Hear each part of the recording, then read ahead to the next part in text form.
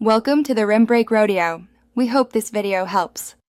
You start by confirming the Flutter SDK and Android Studio are current enough to support newer Gradle. Once done, back up the Android/Gradle files and commit to Git so you can revert. Then open the project's Android folder in Android Studio to access Gradle settings directly.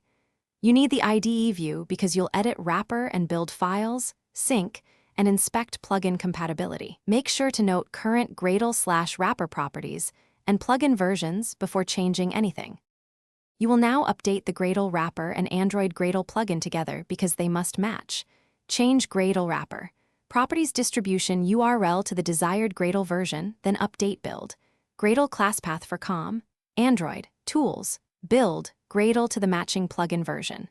After saving, run Android Studio's sync or in terminal run /Gradle wrapper and then /Gradle refresh dependencies to fetch. If dependencies fail, inspect plugin compatibility and Kotlin version. You finish by running Flutter clean, then Flutter pub get, and then build an APK or app bundle to verify success.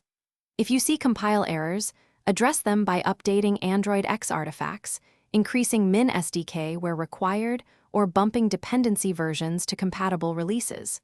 Make sure to rerun sync after each change.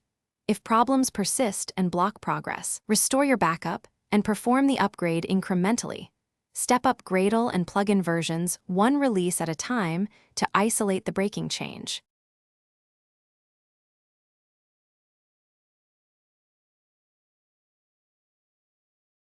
Thanks for watching.